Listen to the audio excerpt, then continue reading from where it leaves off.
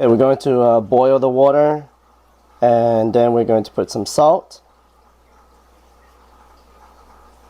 The liquid needs to be a little bit saltier than the normal soup. And we're going to put a little rice. It's like a whole fistful to boil it in the salt water.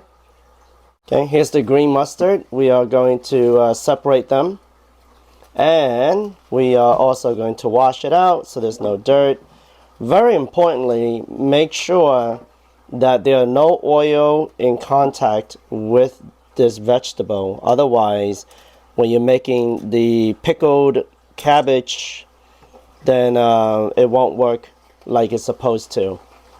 It might even get damaged. You might get mold growing and everything. Make sure everything is nice and clean and sanitary when you're doing this. Okay, here what you want to do is rinse everything. Again, make sure there's no dirts in there. It's very critical and important. Today we're going to show you only around 3 batches of the mustard cabbage. The only thing is that you can actually make more with this. Right now we're showing you a smaller batch. Okay, so the rice is cooked, and that's around 10 minutes give or take. And all you want to do is not overcook it. You can see there's still chunks of rice floating. We're going to use this liquid now to start the process of fermenting the cabbage. Alright, so we're going to make sure you wash the jar, clean it, and again, no residual of any oil in there.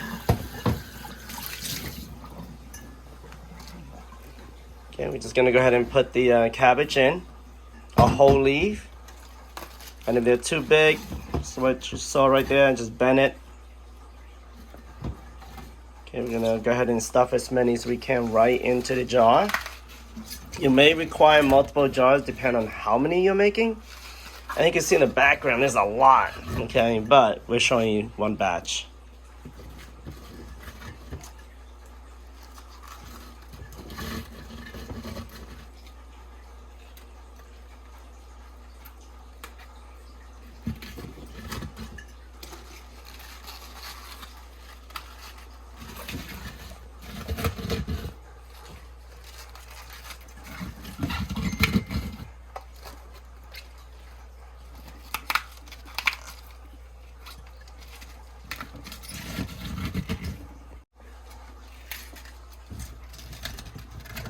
Okay, we just stuff around 3 cabbage in here, fit into 1 jar.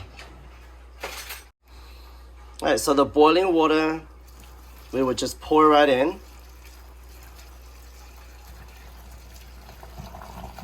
All the way to the top.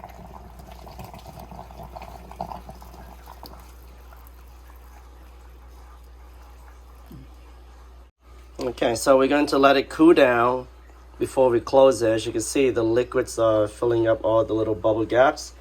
And if you need to, add some more to make sure you top it off with the rim there. After it cool down, we're going to go ahead and put a lid on it.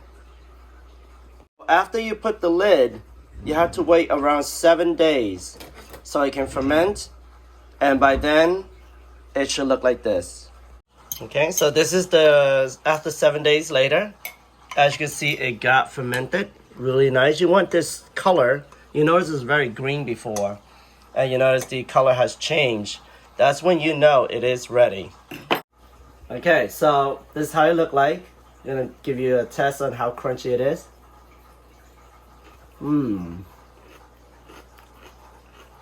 Perfect sour. Okay, so good. You can hear it. That's the crunch you're looking for. Okay, and we're gonna show you also different way of cooking it. You can eat it straight out like that, which is very tasty already, but you can cook with it too, which we're gonna show you in other episodes how you cook with this cabbage after it's done.